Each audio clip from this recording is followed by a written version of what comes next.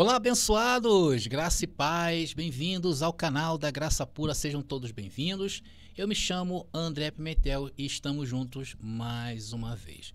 Nós vamos finalmente voltar a falar sobre dois personagens importantes da Bíblia e do Novo Testamento, que é a figura de Emineu e também de Fileto, em que foram repreendidos duramente por Paulo. Então, se você não assistiu os primeiros 5 episódios dessa série, vai lá e veja, porque eu criei uma playlist para você entender todos os pontos que citei nesta introdução detalhadamente. Agora sim, podemos ir ao assunto?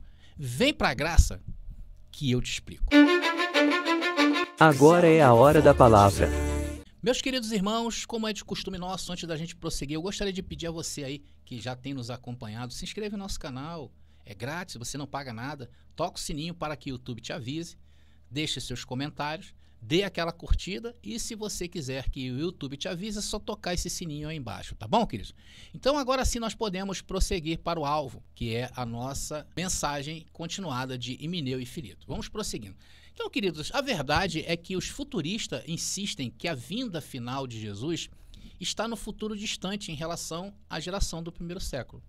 Então, eles negam a iminência da ressurreição do primeiro século, como eu disse no começo, e isso até os impossibilita de ouvir as nossas argumentações. Eles não aguentam. Vocês sabem, muitos dos irmãos têm me relatado, irmão, quando começa a falar da segunda vinda de Jesus, eles não aguentam. Então, o problema de Emineu não foi dizer que a ressurreição já havia ocorrido. E eu, inclusive, dei provas de escritos bíblicos em que, se fôssemos ler fora de um contexto, poderia sim passar a ideia de que a ressurreição já havia ocorrido nos dias de Paulo. Porque era um momento que eles estavam vivendo, irmãos, que é bom lembrar isso, que era um momento de transição, ou seja, os dois pactos estavam vigentes. Um estava saindo de cena e teria que sair, e outro entrar soberano em sua composição. Então, na verdade, o que estava acontecendo era um problema de desafiar a liderança de Paulo e, assim, ofuscar a nova aliança. Porque, ao aceitar que a nova aliança poderia vir acompanhada da velha aliança, como prega o sistema religioso hoje, era o mesmo que dizer que o ministério de Cristo não foi suficiente. Então, vocês percebem o grau dessa discussão séria que houve no primeiro século? Mas, voltando aqui à questão da vinda de Jesus, muitos professores do sistema religioso afirmam que Mateus capítulo 25, que o retorno de Cristo não tem sido iminente desde a ascensão de Cristo aos céus. E eles têm ensinado também em suas doutrinas que o Novo Testamento ensina, no entanto, que a gloriosa volta do Senhor será em um futuro distante e desconhecido. Irmãos, sinceramente, isso é um absurdo. E ainda completam, não tendo sido iminente e nem será datável, contrariando frontalmente o que Jesus disse em Mateus capítulo 24, versículo 34, onde Jesus aponta o tempo em que seria. Ou seja, Jesus sabia muito bem o tempo. Eles são capazes de negar o que é tão óbvio. Como conseguem negar Mateus capítulo 25, versículo 5? Veja aí. Enquanto o noivo demorava, todas cochilaram e dormiram. Então aqui se trata da famosa parábola das 10 virgens, em que a ideia não era dormir enquanto esperavam o noivo. Vocês notem que até mesmo as expressões usadas pelos autores do Novo Testamento era bastante explícito a sua rapidez, não era demorado. Tanto que o texto fala de cochilar e dormir, ou seja, alguém que tira um sono muito rápido. Agora, irmãos, que cochilo é esse, né? Que dura mais de 2000 anos.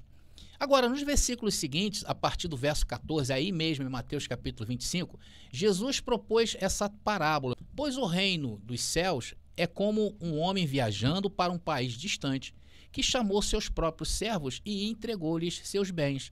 Após um longo tempo, o senhor daqueles servos veio e acertou as contas com eles. Então eles leem essas passagens e dizem, isso não prova que há uma expectativa para um retorno a qualquer momento. Como não, irmãos?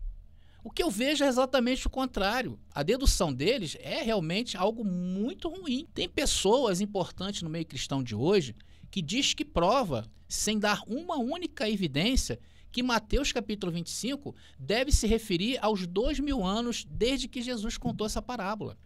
Isso, irmãos, é puramente hipotético. Então, se a alegação dele é falsa, pois não há argumentos, ao dizer que Jesus não veio no primeiro século, passa a ser falso também. E não basta ir no Antigo Testamento. Uma olhada rápida em alguns escritos do Novo Testamento rapidamente mostrará a iminência imediata da parúzia.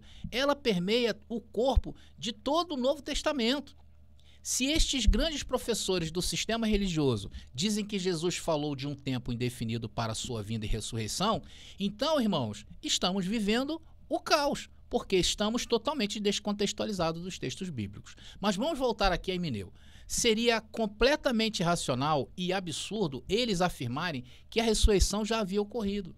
Agora, se esse fosse o entendimento geral dos cristãos daquela época, de que a ressurreição ainda estava muito distante, Paulo ou qualquer outro poderia facilmente refutar Himeneu com base nessa expectativa temporal. No entanto, irmãos, o fato de Himeneu não ser imediatamente corrigido por essa questão de tempo sugere que o problema de Himeneu não era simplesmente a questão da ressurreição já ter ocorrido, mas sim algo muito mais profundo, possivelmente relacionado à sua influência negativa ou à tentativa de judaizar os cristãos. Vocês percebem, irmãos, como a conta não fecha? É isso que o preterismo completo veio questionar, essa interpretação feita pelo sistema religioso. Vamos levantar uma outra questão para nos ajudar a entender isto.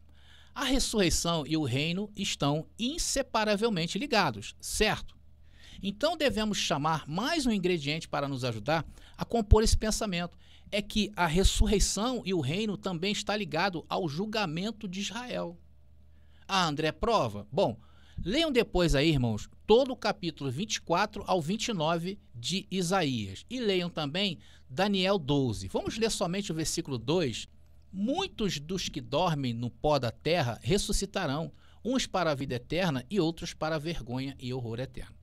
Isto, irmão, está ligado a Israel.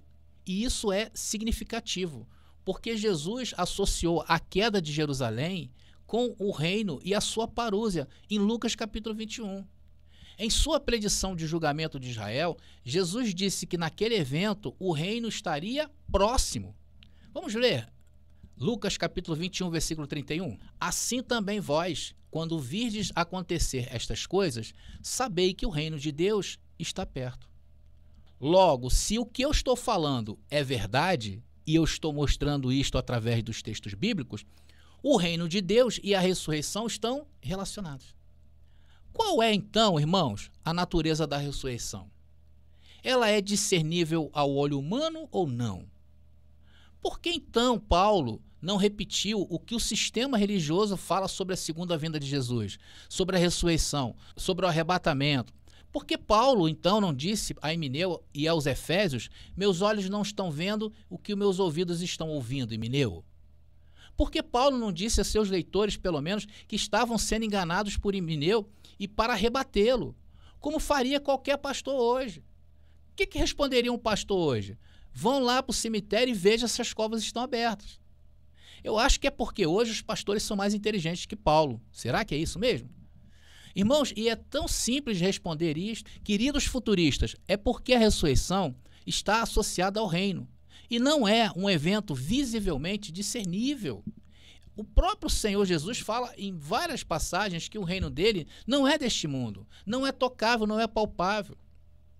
Olha, uma vez os fariseus se aproximaram de Jesus e perguntaram quando o reino de Deus viria. Vamos ver Lucas, capítulo 17, versículo 20. E interrogado pelos fariseus sobre quando havia de vir o reino de Deus, respondeu-lhes e disse, Jesus, o reino de Deus não vem com aparência exterior.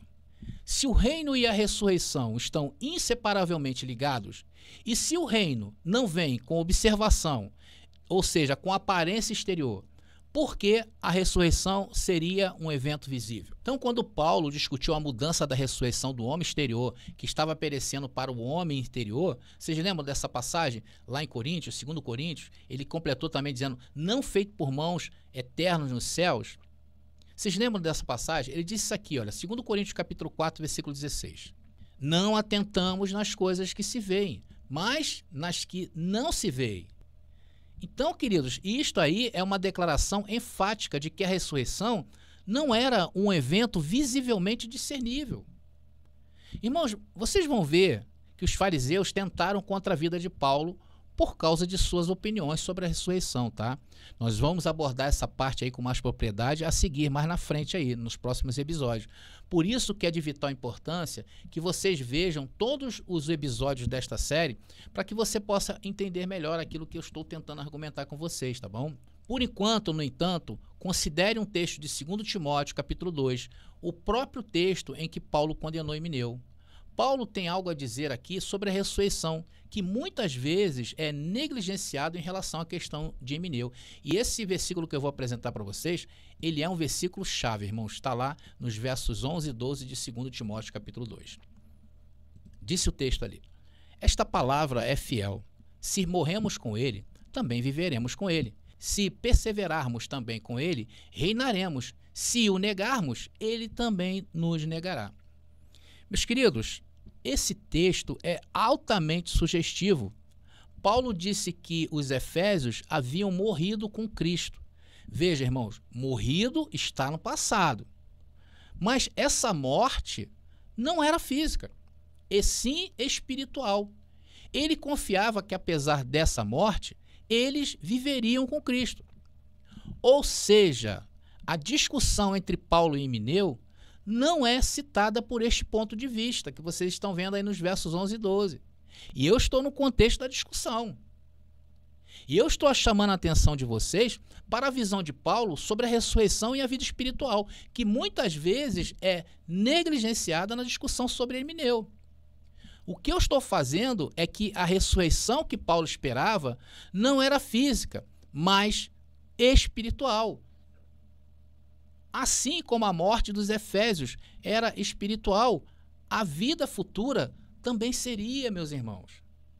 Eles seriam libertados dessa morte, mas não de forma física. Pode ser, mas tecnicamente preciso dizer que eles haviam morrido com Cristo e sua vida em Cristo estava oculta. Colossenses capítulo 3, versículo 1 ao 3, para ser manifestada quando? Na parúzia. Vamos ler Colossenses? Vamos lá.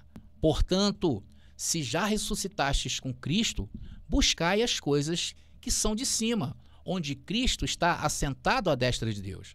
Pensai nas coisas que são de cima e não nas que são da terra, porque já estáis mortos e a vossa vida está escondido com Cristo em Deus.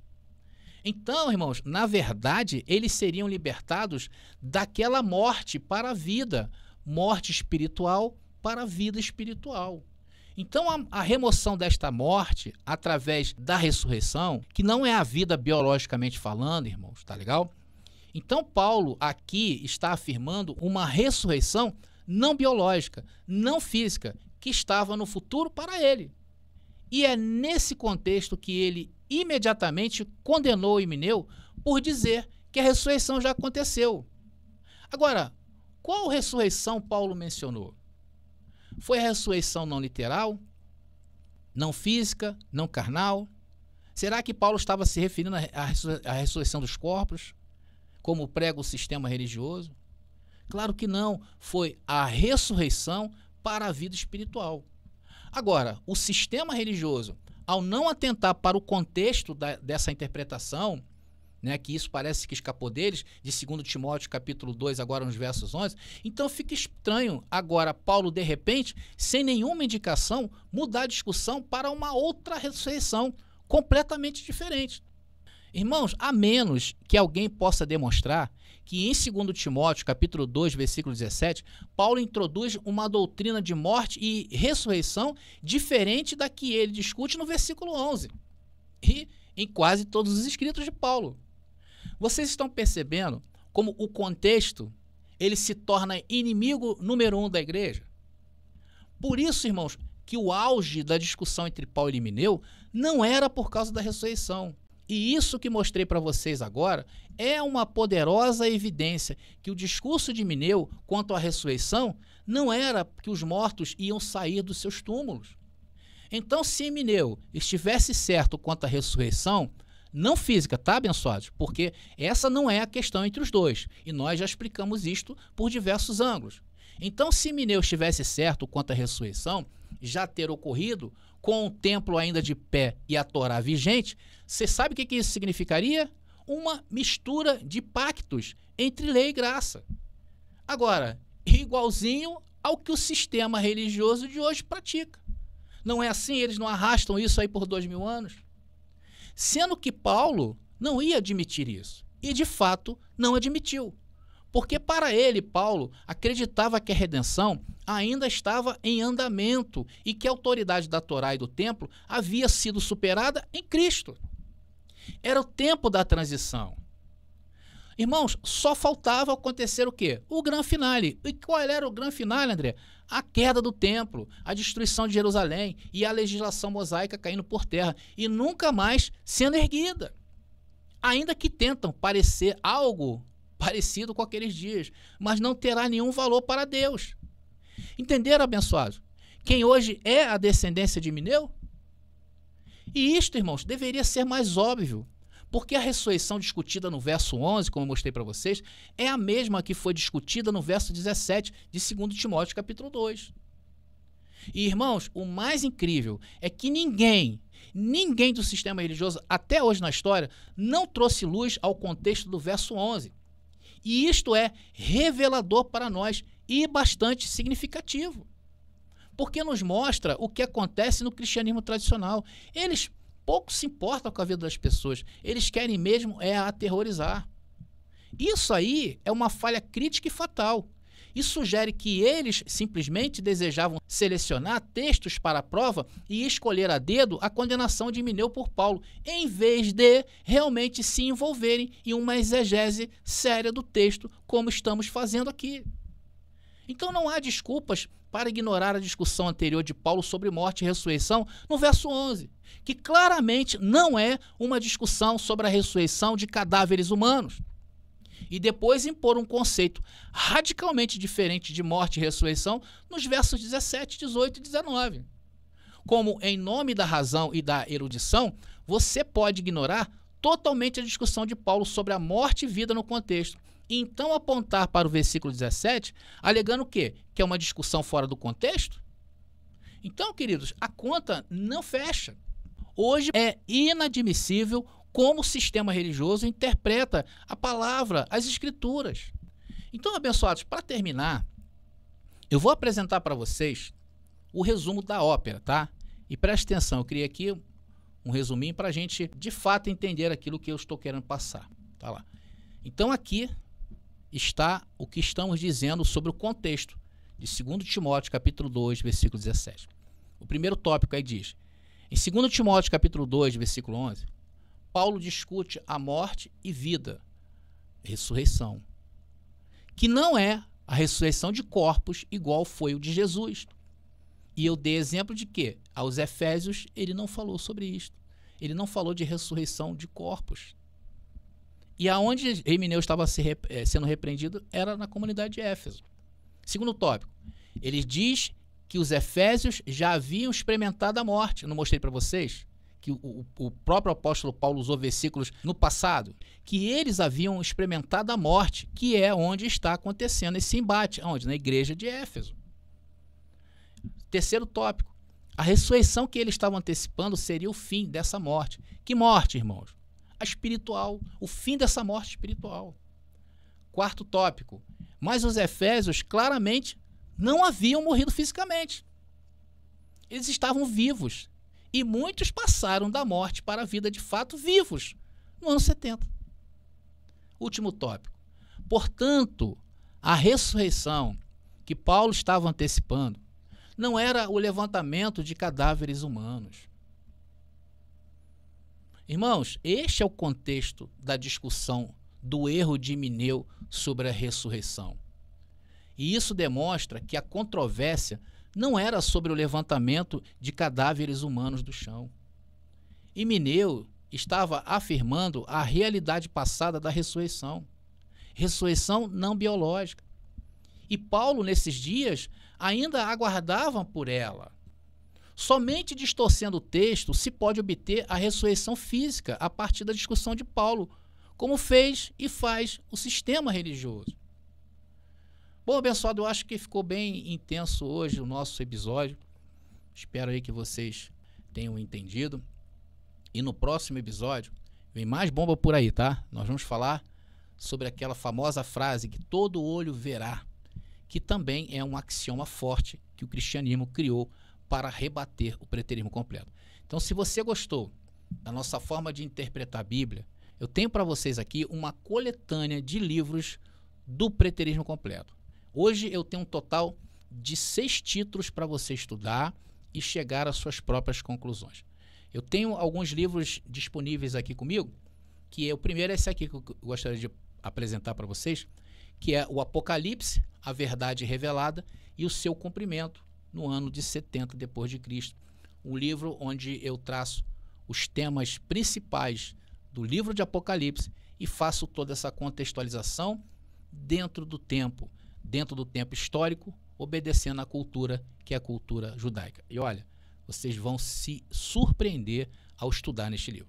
Eu tenho também esse livro aqui, que é A Igreja Tem Razão sobre o Fim do Mundo ou sobre o Fim do Mundo? Será? Irmão, será que o que eles pregam hoje sobre o fim do mundo, isso é coerente com a palavra?